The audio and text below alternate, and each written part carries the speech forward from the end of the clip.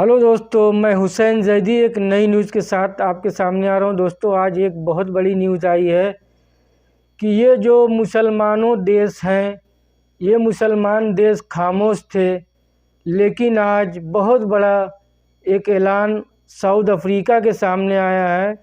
South Africa ने मांग की है कि जो नेतन्याहू जो हैं वो युद्ध के नियम के अनुसार नहीं काम कर रहे हैं।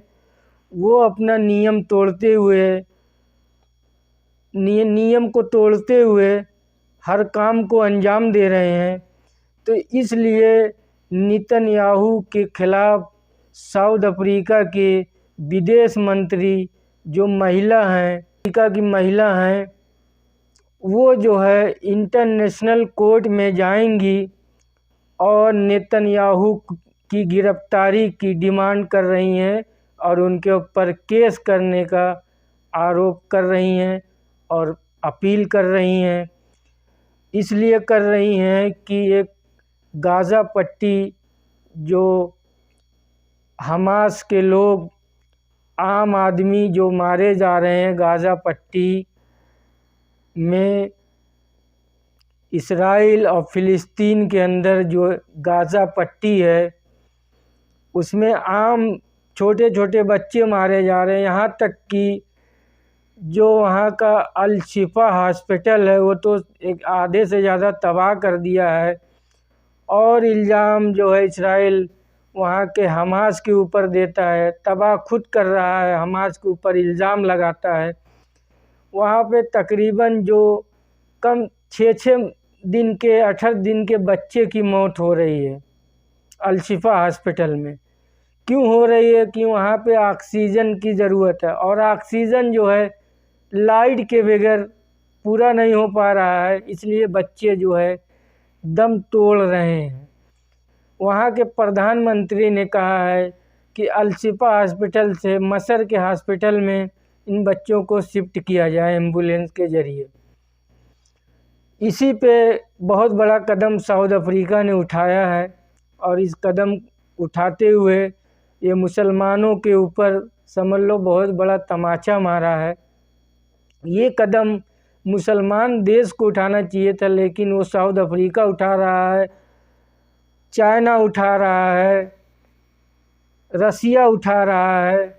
तो दोस्तों, ये बहुत बड़ा तो मंज़र है ही है, दर्दनाक मंज़र है।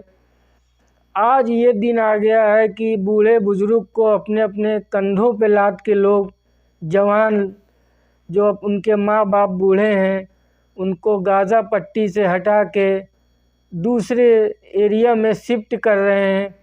हिम्मत तो है उनके पास, लेकिन अपना माँ अपनी बहन को मरते हुए कौन देख सकता है? छोटे छोटे मासूम बच्चे को मरते हुए कौन देख सकता है?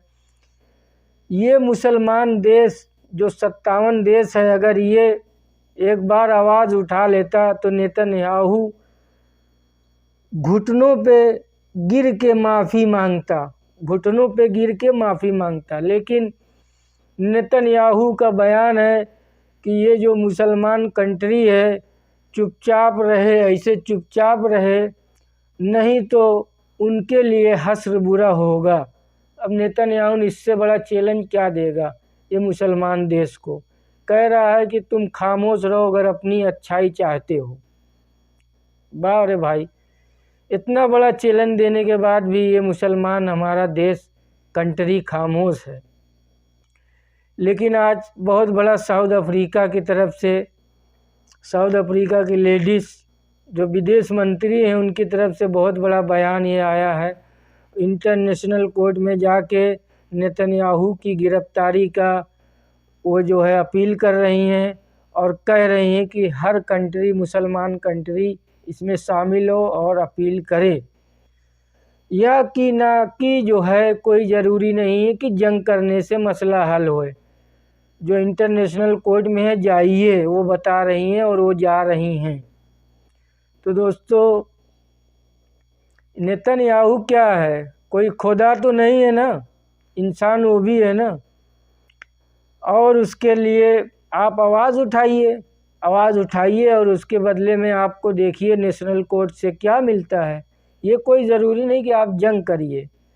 नेशनल कोर्ट बना है और जो है अपील करिए, सब कंट्री मुसलमान की मिल के अपील करो, देखिए कोर्ट का क्या निर्णय आता है। लेकिन आज ये कदम कोई मुसलमान कंट्री नहीं उठा रही है, वहाँ मासूम की जानें जा रही हैं। अब तक 10,000 से ज़्यादा लोग मर चुके हैं।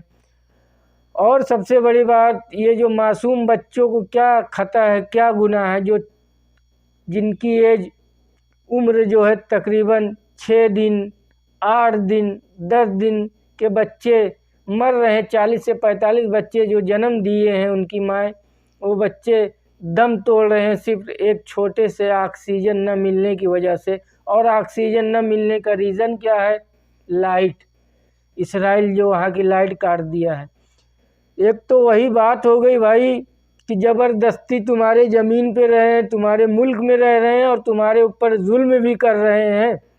ये तो ज़बरदस्ती वाली बात हो गई।